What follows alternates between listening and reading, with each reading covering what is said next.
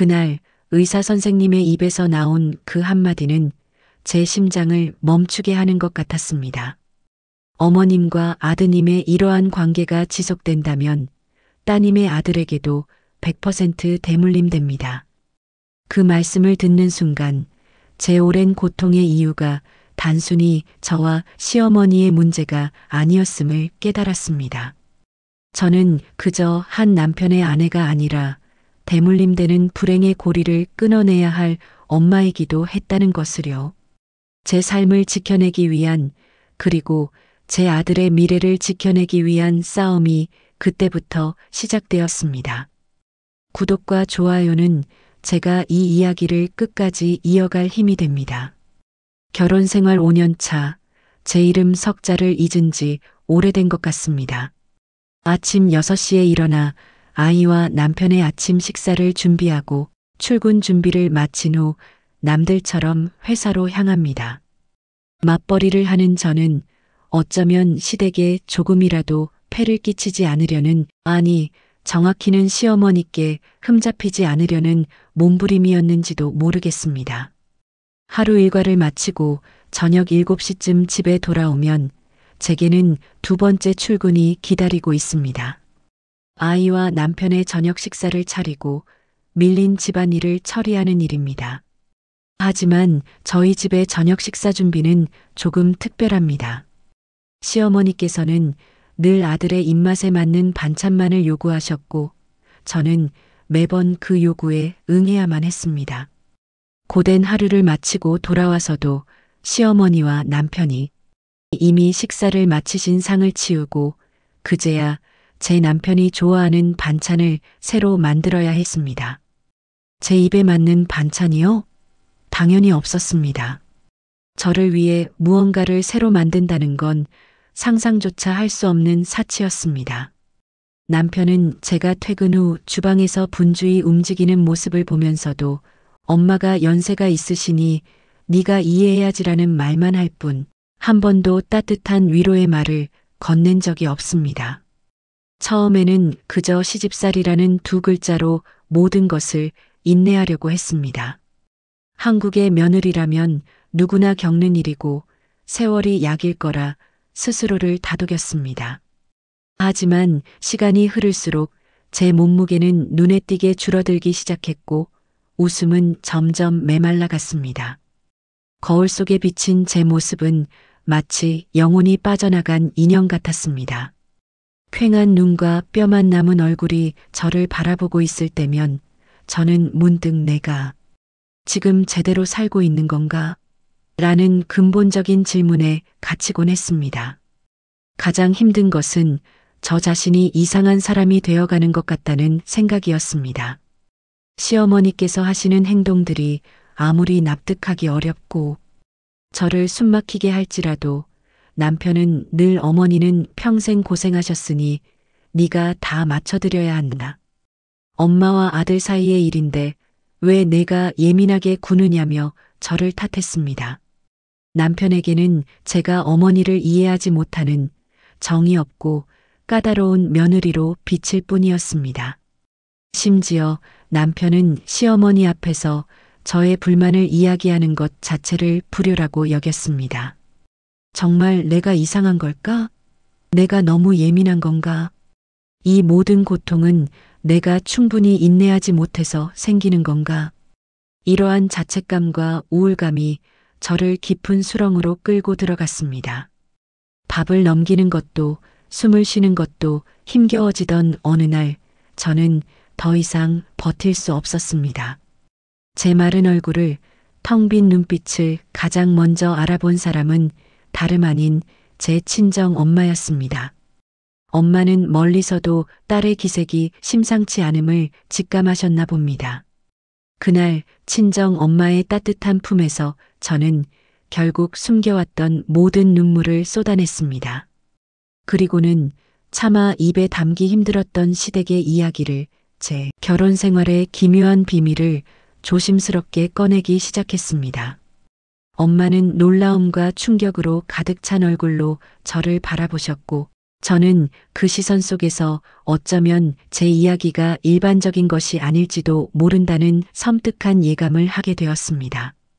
이제 겨우 제 고통의 실체를 마주하기 시작한 것입니다.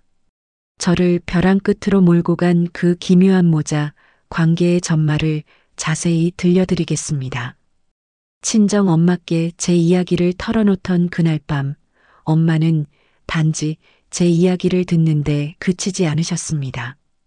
충격과 걱정으로 가득 찬 눈빛으로 저를 안아주시더니 며칠 뒤 제 손을 잡고 조심스럽게 물으셨습니다. 얘야, 혹시 내 시어머니가 내 남편을 남편처럼 생각하시는 것 같다는 생각은 안 해봤니? 저는 엄마의 질문에 온몸의 피가 식는 듯한 소름을 느꼈습니다. 남편처럼?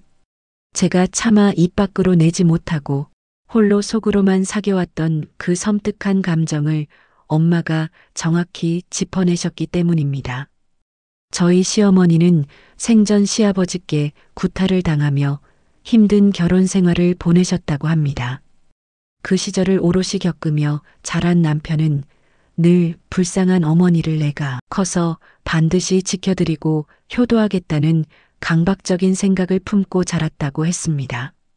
그리고 그 강박은 남편이 결혼을 한 후에도 사라지지 않았습니다. 오히려 결혼은 시어머니께 지켜야 할 대상인 남편을 아들에게서 빼앗기는 사건이 아닌 남편의 역할을 아들에게 완전히 이전하는 계기가 된 것 같았습니다. 시어머니께 남편은 단순히 아들이 아니었습니다. 시어머니의 정서적 지지 기반이자 과거 남편에게서 받지 못했던 보상 심리를 충족시켜주는 유일한 대상이었습니다.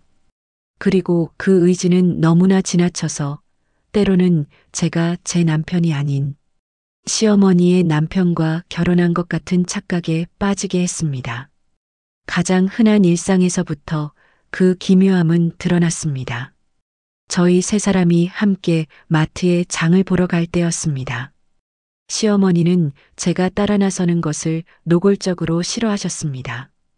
혹시나 제가 따라가게 되면 시어머니는 반드시 남편이 운전하는 운전석 옆자리에 앉으셨습니다. 며느리인 저는 언제나 뒷좌석 신세였습니다.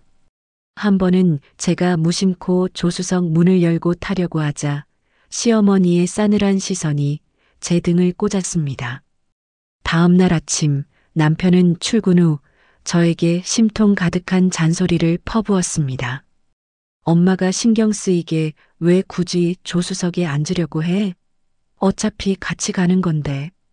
그냥 뒤에 타면 안 돼? 남편의 말에서는 엄마가 불편해하신다는 분명한 메시지를 읽을 수 있었습니다. 그 순간 제 결혼 생활이 시어머니와 남편의 이인극에 제가 불필요한 조연으로 끼어든 것이 아닌가 하는 서글픈 생각이 들었습니다. 하지만 이 모든 것 중에서도 저를 가장 질식하게 만든 사건은 남편이 축구 운동 중 다리가 부러져 깁스를 하게 되었을 때 일어났습니다. 한 달 동안 남편은 거동이 불편해졌고 저는 직장까지 다니면서 남편을 병간호할 생각에 마음이 무거웠습니다. 그때 시어머니가 제게 선언하셨습니다. 얘야, 내가 아무리 며느리라도 밖에서 일까지 하면서 간호하기 힘들지 않겠니? 아이가 아프니 한 달 동안은 내가 아들 옆에서 자며 돌봐야겠다. 아이가 아프니 36살 먹은 아들을 두고 아이라고 칭하는 시어머니의 목소리는 제 가슴에 비수처럼 박혔습니다. 그리고 더 충격적이었던 것은 시어머니가 정말로 한 달 내내 남편 침대 옆에 주무시며 간호하셨다는 사실입니다. 남편은 30대 성인 남자이고 저는 그의 아내입니다. 그런데 시어머니는 제가 해야 할 아내의 역할을 마치 당신의 모성애적 의무이자 지배권처럼 가져가 버리셨습니다. 저는 그 한 달 동안 낯선 손님처럼 제 남편의 병간호를 옆에서 지켜볼 수밖에 없었습니다. 제가 끼어들 틈은 어디에도 없었습니다. 이런 상황들이 반복되자 저는 더 이상 남편을 사랑하는 사람으로 대하는 것 자체가 버거워지기 시작했습니다. 그에게는 제가 필요하지 않았습니다. 그에게 필요한 것은 오직 어머니의 영원한 아들 역할이었고 저는 그 역할의 방해꾼일 뿐이었습니다. 결국 제 친정 엄마는 제 이야기를 듣고 더 이상 침묵할 수 없다고 판단하셨습니다. 네가 이렇게 마르고 우울해하는 건 단순한 스트레스가 아니다. 이건 병이다. 엄마는 요즘 TV에서도 많이 다루는 가정 상담 프로그램을 떠올리셨고 제 손을 잡고 무작정 정신과 예약 전화를 거셨습니다. 저는 두려웠습니다. 제가 정말 정신적으로 문제가 있는 걸까봐. 하지만 동시에 이 끔찍한 고통의 실체를 누군가에게 객관적으로 판별받고 싶다는 간절한 희망도 생겼습니다. 이제 저는 제 고통의 근원을 찾아 세상 밖으로 한 걸음 내딛게 된 것입니다. 의사 선생님과의 첫 만남과 그곳에서 들은 충격적인 진단에 대해 말씀드리겠습니다. 친정 엄마의 손에 이끌려 도착한 정신과 상담실 문을 열던 순간 제 심장은 터져나갈 것 같았습니다. 제가 정말 미친 건 아닐까, 제가 겪는 이 모든 일이 사실은 저 혼자만의 망상이 아닐까 하는 두려움이 저를 짓눌렀습니다. 하지만 상담 선생님은 따뜻한 눈빛으로 저를 맞아주셨고 저는 그 눈빛 속에서 처음으로 안전함을 느꼈습니다.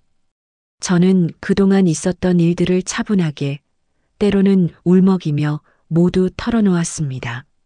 마트 좌석 문제, 남편의 병간호 문제, 그리고 퇴근 후에도 남편 반찬을 따로 만들어야 하는 이중 노동까지. 선생님은 제 말을 단 한 번도 끊지 않으시고 고개를 끄덕이며 경청해 주셨습니다. 그리고 제가 가장 힘겨웠던 시어머니의 경계심 없는 행동에 대한 이야기를 꺼냈을 때 상담실 안의 공기는 더욱 무거워졌습니다. 저와 남편이 신혼 초부터 겪어야 했던 일입니다. 저희 부부가 방문을 닫고 있으면 시어머니께서는 노크도 없이 벌컥 문을 여셨습니다. 답답하게 왜 문을 닫고 있니? 당장 열어놔. 시어머니의 목소리는 마치 침범당할 수 없는 성역을 지키려는 여왕의 명령 같았습니다. 그 이후로 저희는 방문을 완전히 닫지 못했습니다. 남편은 그런 어머니의 행동에 대해 단 한 번도 이의를 제기한 적이 없었습니다. 오히려 엄마가 답답해 하시잖아. 그냥 문 열고 있으면 어때라고 말했습니다. 제게 그 열린 문은 사생활의 침해를 넘어 부부관계의 존엄성을 짓밟는 행위였습니다. 저희 부부가 오롯이 둘만의 시간을 갖고 싶을 때, 심지어는 부부만의 은밀한 대화를 나눌 때조차 시어머니의 시선은 늘 그 열린 문틈으로 들어올 것만 같았습니다. 저는 서서히 제 남편과의 친밀한 관계 자체를 거부하게 되었습니다. 시어머니의 눈을 피해 몰래 연인처럼 행동해야 한다는 사실이 저를 너무나 비참하게 만들었기 때문입니다. 더 나아가 시어머니의 행동은 신체적인 영역까지 침범했습니다. 남편이 샤워를 하는 도중에도 시어머니는 아무렇지 않게 문을 열고 들어가 남편의 등을 밀어주셨습니다. 남편 역시 그런 어머니에게 전혀 불편함을 느끼지 못하는 듯 했습니다. 엄마, 시원하다. 라고 크게 외치며 말이지요. 그리고 시어머니 또한 서슴없이 남편을 부르셨습니다. 아들아, 엄마 등 좀 밀어다오. 그러면 남편은 당연하다는 듯이 욕실로 가서 어머니의 등에 비누칠을 해드렸습니다. 이 모든 광경을 지켜보는 저는 제가 이 집에 남편의 아내로 있는 것인지 아니면 시어머니와 아들 사이의 불편한 회방꾼으로 존재하는 것인지 혼란스러웠습니다. 남편과 어머니의 관계는 마치 단단하게 엮인 하나의 줄 같았습니다. 그 줄 사이로 제가 비집고 들어가려 할 때마다 저는 무자비하게 튕겨져 나가는 기분이었습니다.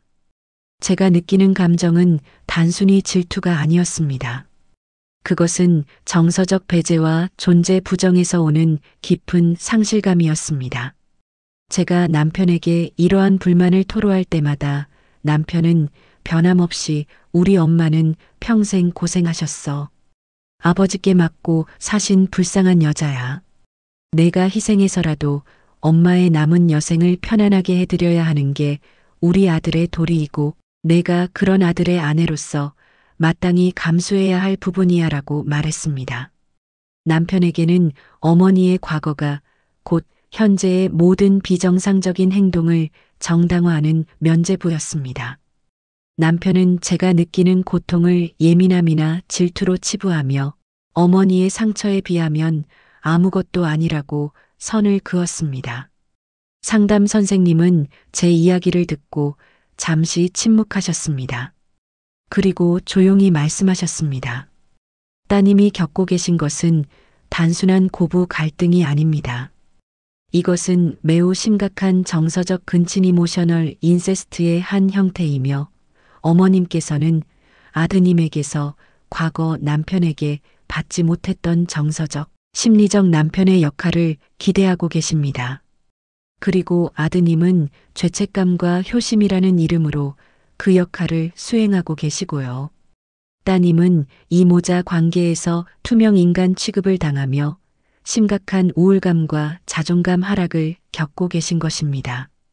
선생님의 진단은 제게 엄청난 충격이자 동시에 구원이었습니다. 아, 내가 미친 게 아니었구나. 내가 느끼는 이 고통은 정당한 것이었구나.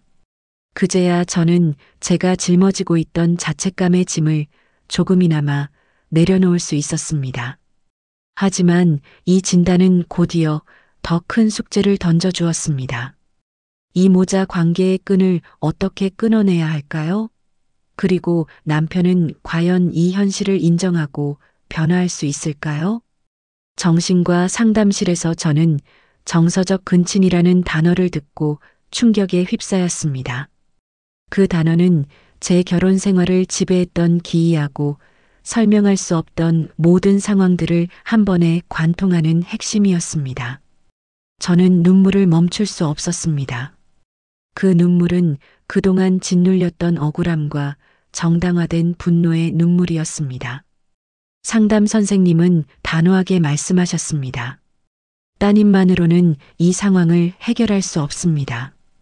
근본적인 원인 제공자인 어머님과 그 관계에 깊이 얽매여 있는 남편분이 반드시 함께 상담을 받으셔야 합니다. 특히 아드님은 어머님과의 관계를 객관적으로 인식하고 아내인 따님과의 건강한 부부관계를 회복하기 위한 노력이 절실합니다. 저는 집으로 돌아오는 길 내내 이 사실을 남편에게 어떻게 말해야 할지 고민했습니다. 남편은 엄마에게 효도하지 못하는 며느리로 저를 몰아세웠던 사람입니다. 그런 남편에게 당신과 당신 어머니의 관계가 비정상적이라서 우리 둘 다 정신과 상담을 받아야 한다고 말하는 것은 마치 핵폭탄을 던지는 것과 같았습니다. 결국 이 짐은 다시 제 친정 엄마에게 돌아갔습니다. 엄마는 저의 상태를 더 이상 방치할 수 없다고 판단하셨습니다. 엄마는 결심하신 듯 단호한 표정으로 남편을 집으로 부르셨습니다. 사위에게 딸의 정신과 진단 결과를 이야기하는 엄마의 마음은 얼마나 찢어졌을까요? 자네, 내 딸이 지금 이 지경이 되었네. 의사 선생님이 말씀하시기를 자네와 자네, 어머님의 정신과적 상담이 꼭 필요하다고 하더군. 자네는 내 딸을 사랑해서 결혼한 것 아닌가? 내 딸이 이렇게 우울증에 시달리고 말라가는 동안 자네는 어머니의 고통만을 바라보고 아내의 고통은 외면하지 않았는가? 남편은 친정 엄마의 예상치 못한 단도직입적인 태도에 당황한 듯 했지만 이내 불쾌함과 분노를 드러내며 상담 권유를 단호하게 거절했습니다. 장모님, 저는 괜찮습니다. 제가 왜 정신과 상담을 받아야 합니까? 그리고 어머니는 연로하신 분이신데 어머니까지 그런 곳에 모시고 가라는 말씀이십니까? 저희 어머니는 아버지 때문에 평생을 고생하신 분입니다. 제가 어머니를 위하는 것은 당연한 도리이고요. 아내가 좀 예민하게 구는 걸 가지고 이런 식으로 저와 어머니를 몰아붙이시는 것은 너무하십니다. 남편의 대답은 제 가슴을 다시 한번 후벼 팠습니다. 남편은 끝까지 자신의 행동을 효도라는 방패 뒤에 숨겼습니다. 저의 고통은 예민함이라는 단어로 격화되었고 시어머니와 자신은 아무 문제가 없는 피해자로 포장되었습니다. 저는 그 자리에서 다시 무너지는 기분이었습니다. 남편의 저 완고한 태도를 어떻게 꺾을 수 있을까요? 이 결혼 생활에 희망이 있기는 한 걸까요? 친정 엄마는 남편의 거절에 더욱 단단하게 맞서셨습니다. 자네, 지금 나한테 그게 할 소리인가?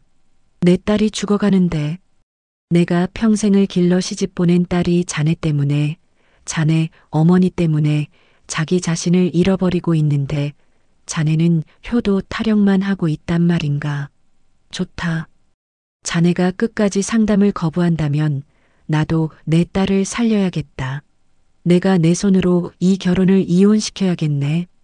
내 딸이 행복할 수 없다면 나는 이 고통을 끊어낼 것이다. 친정 엄마의 이혼이라는 말에 남편은 그제야 충격받은 듯 보였습니다. 남편은 아마도 제가 묵묵히 참고 견딜 것이라 확신했을 것입니다.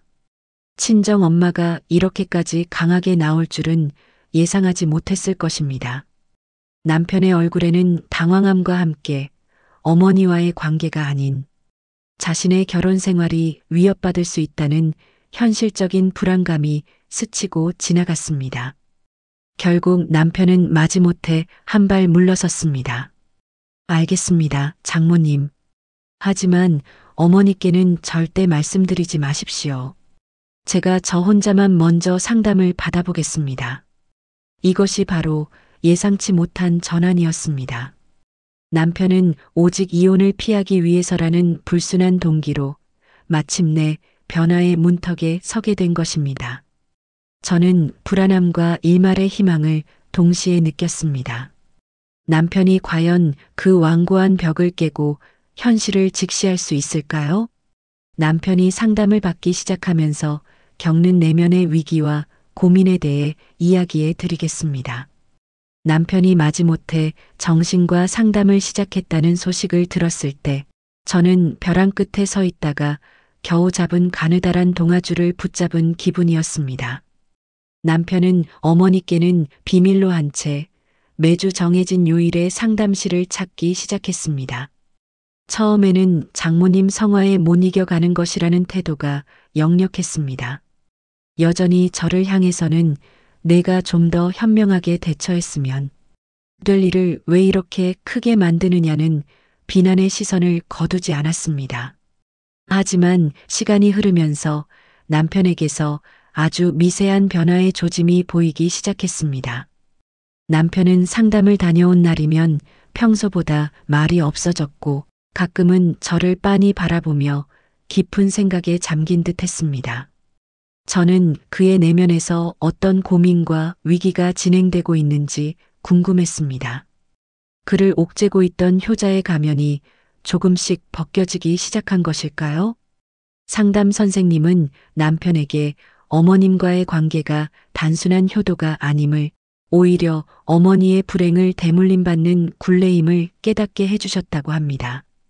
남편은 그제야 자신이 어머니의 과거 희생에 대한 보상, 심리와 죄책감에 갇혀 아내인 저를 정서적으로 학대하고 있었다는 사실을 직시하게 되었을 것입니다.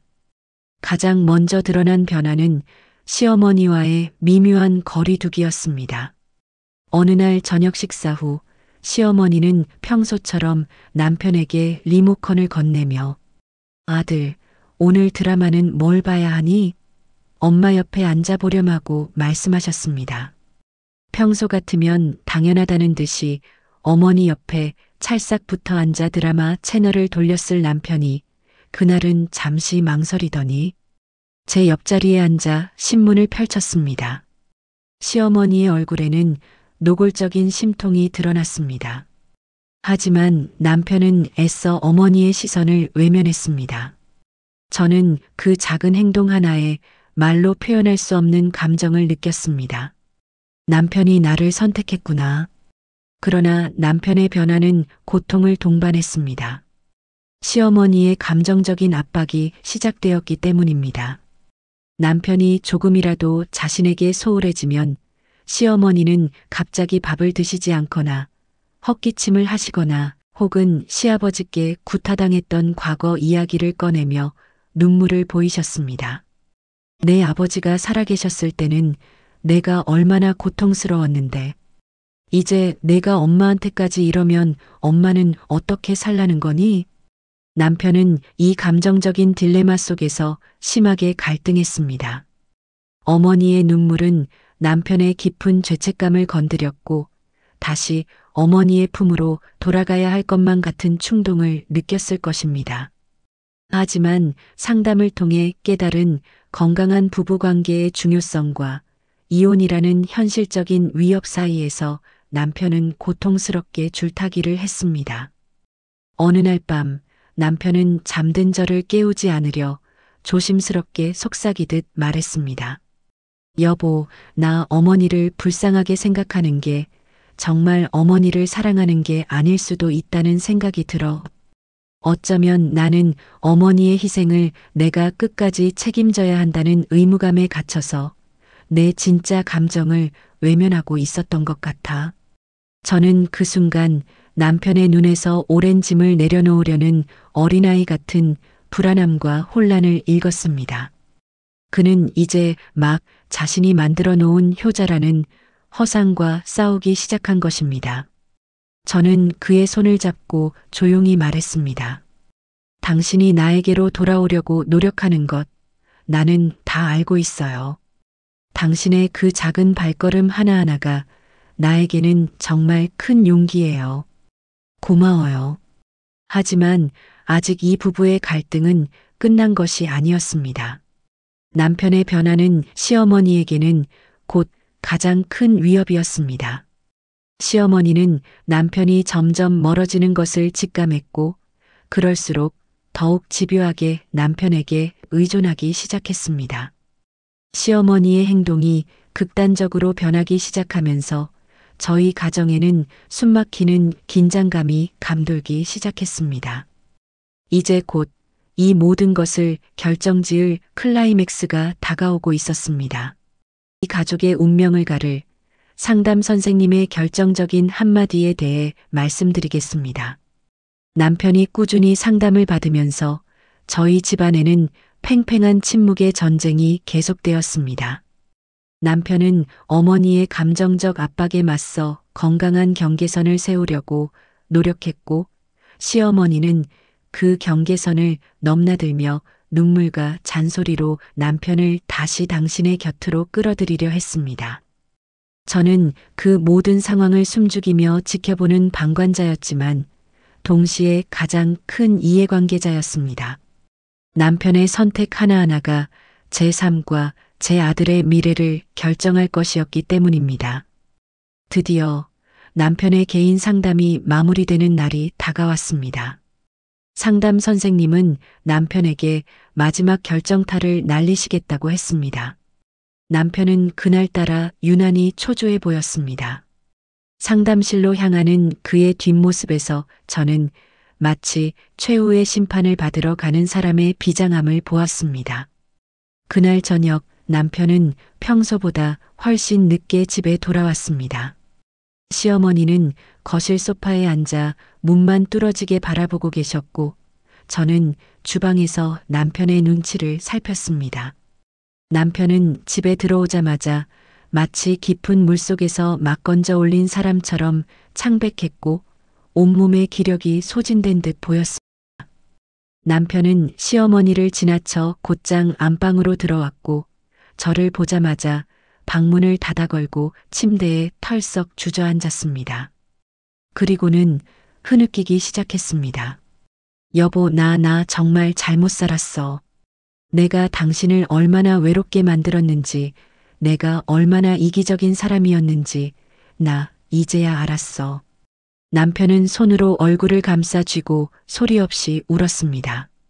저는 그 모습을 보면서 제 가슴이 억장이 무너지는 것 같았습니다. 남편의 눈물은 그동안 그가 애써 억눌렀던 모든 죄책감과 후회가 한꺼번에 터져 나오는 절규였습니다. 저는 조용히 남편 옆에 앉아 그가 진정한 자신을 마주할 수 있도록 등을 토닥였습니다. 남편은 상담 선생님이 마지막에 자신에게 한 충고를 떨리는 목소리로 전했습니다. 선생님께서 그러셨어.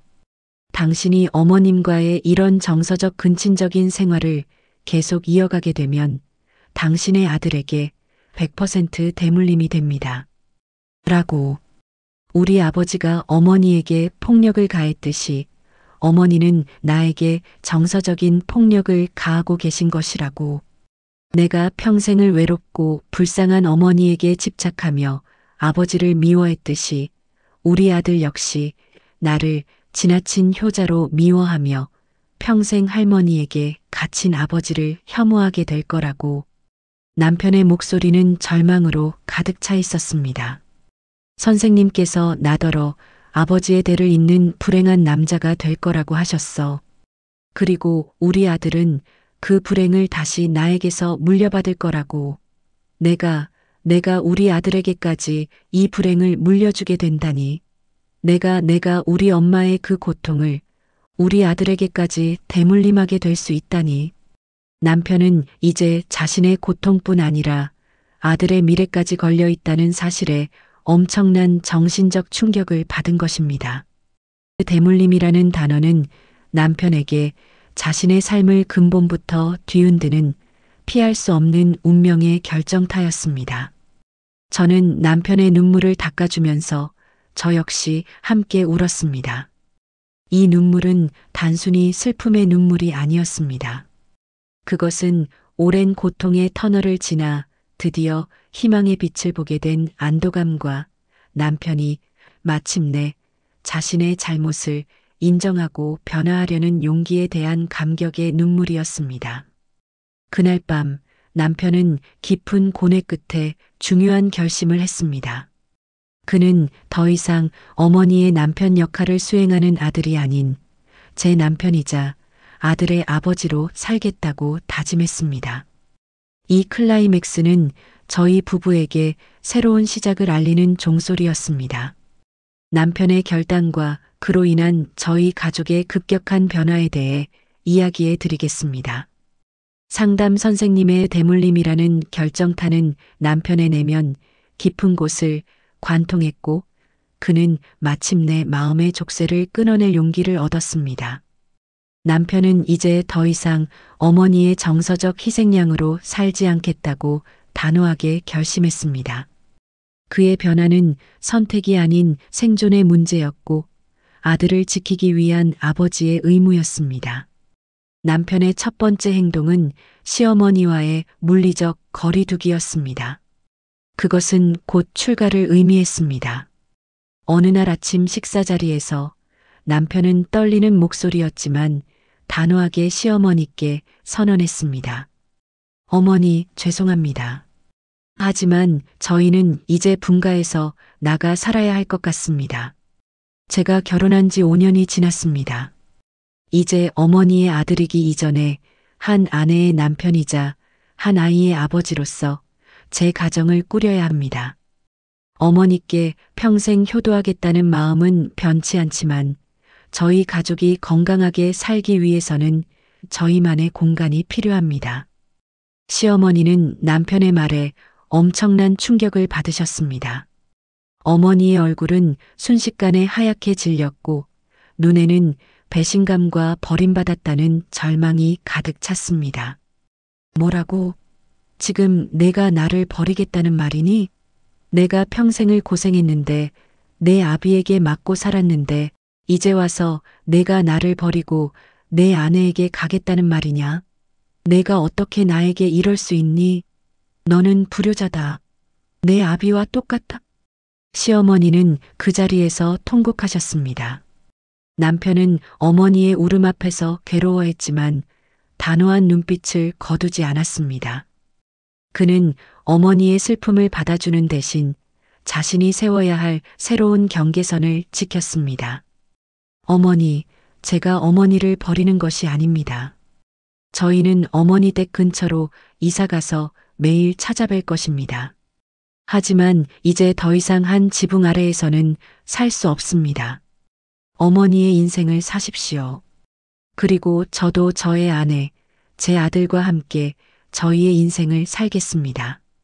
이것이 어머니께도 저에게도 저희 아들에게도 가장 건강한 길이라는 것을 이제야 깨달았습니다. 저는 남편의 옆에 조용히 서 있었습니다. 시어머니의 분노는 저에게도 향했지만 저는 묵묵히 그 모든 비난을 감수했습니다. 더 이상 저는 도망치거나 숨지 않았습니다.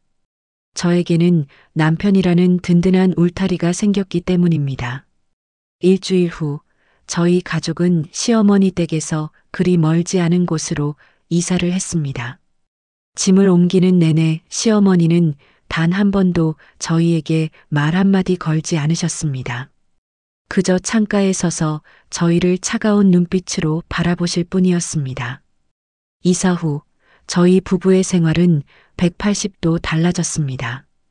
닫혀있던 방문은 이제 온전한 저희만의 공간이 되었고 저는 더 이상 남편과 둘만의 시간을 가질 때 시어머니의 눈치를 보지 않아도 되었습니다.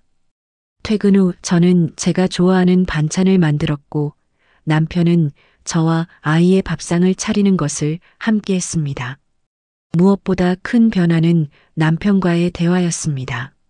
남편은 이제 제 감정을 존중하고 저에게 정서적인 공감을 표현하기 시작했습니다. 그는 매일 밤 저에게 오늘 하루 정말 고생 많았어, 여보. 내가 당신에게 외로움을 주지 않도록 더 노력할게라고 말해주었습니다. 남편은 매일 저녁 퇴근 후 시어머니 댁에 잠시 들러 저녁 식사를 함께 하거나 필요한 것을 챙겨드렸습니다. 하지만 예전처럼 시어머니의 감정적인 요구에 휘둘리지 않았습니다. 일정 시간 후에는 단호하게 어머니, 이제 저도 제 집에 들어가야 합니다라고 말하고 돌아왔습니다. 시어머니는 여전히 서운해 하셨지만 남편의 단단한 태도 앞에서 조금씩 현실을 받아들이시는 듯 했습니다. 저는 비로소 저 자신을 되찾았습니다. 잃어버렸던 웃음을 되찾았고 앙상하게 말라가던 몸에도 다시 살이 붙기 시작했습니다. 제가 웃으니 아이도 남편도 더 많이 웃었습니다. 건강한 경계선이 이처럼 한 가정을 구할 수 있다는 것을 깨달았습니다. 저희 가족이 시어머니 댁에서 출가하여 분가를 한 지도 벌써 1년이 지났습니다. 1년이라는 시간 동안 저희 부부는 5년의 결혼 생활보다 훨씬 더 많은 것을 배우고 성장했습니다. 남편은 더 이상 어머니의 아들이라는 굴레에 갇혀 사는 불행한 남자가 아닙니다. 그는 이제 아내를 사랑하고 아들을 책임지는 건강한 가장으로 거듭났습니다. 남편은 상담을 통해 얻은 깨달음을 잊지 않기 위해 아직도 가끔 관련 서적을 읽습니다. 그는 저에게 여보, 내가 엄마의 과거 불행을 끝내주려다 당신의 현재 불행을 만들 뻔했어. 그리고 결국 우리 아들에게까지 미래의 불행을 물려줄 뻔했지. 이제야 알겠어. 진정한 효도는 어머니의 불행을 내가 떠맡는 것이 아니라 어머니 스스로 자신의 삶을 살도록 응원하고 나는 나의 가정을 건강하게 지켜내는 것이라는 것을요. 저는 남편의 진심 어린 고백에 깊은 감동을 받았습니다. 남편은 이제 저에게 공감하는 법을 배웠고 저희의 관계는 그 어떤 금실 좋은 부부보다도 단단해졌습니다. 저희는 고난을 함께 극복하고 서로의 상처를 보듬어주며 진정한 동반자가 되었습니다. 시어머니께서는 여전히 저희 부부를 서운해하실 때가 있습니다. 하지만 남편은 어머니의 감정에 휘둘리지 않고 일정한 거리를 유지하며 최선을 다해 아들의 역할을 수행하고 있습니다. 어머니도 이제 더 이상 문을 벌컥 열거나 남편의 샤워를 방해하는 행동은 하지 않으십니다. 시간이 흐르면서 어머니 역시 자신의 삶을 돌아보며 홀로 서는 연습을 하고 계신 듯 보였습니다. 가장 중요한 것은 우리 아들입니다. 저희 아들은 이제 사랑하는 아빠와 엄마의 건강한 관계 속에서 밝게 자라고 있습니다. 아들이 자라나 성인이 되었을 때 우리 아빠는 엄마를 사랑하는 멋진 분이었다고 기억하게 될 것입니다. 불행의 대물림은 저희 세대에서 용감하게 끊어낸 것입니다. 저는 이 모든 고통의 시간을 통해 중요한 깨달음을 얻었습니다. 나 자신을 지키는 것이 곧 가정을 지키는 일이라는 것을요. 제가 우울증에 시달리며 저 자신을 잃어버렸을 때 제 가정은 무너져 내리고 있었습니다. 하지만 제가 친정 엄마의 도움으로 용기를 내어 저의 고통을 인정하고 전문가의 도움을 받았을 때 저는 비로소 저를 괴롭히던 불행의 실체를 마주할 수 있었습니다. 이 이야기는 저만의 특별한 이야기가 아닐 수도 있습니다. 어쩌면 이 방송을 듣고 계시는 많은 시니어 시청자분들께서도 과거 혹은 현재 가족 안에서 설명할 수 없는 기이한 고통을 겪고 계실지도 모릅니다. 하지만 기억해 주십시오. 당신이 느끼는 그 고통은 당신이 이상해서 생기는 것이 아닐 수 있습니다. 당신이 짊어지고 있는 짐은 어쩌면 대물림되는 가족의 그림자일 수도 있습니다. 저의 이야기가 고통 속에 홀로 힘들어하는 누군가에게 작은 용기와 희망이 되기를 간절히 바랍니다. 나를 찾는 길은 고통스러웠지만 결국 가장 빛나는 길이었습니다.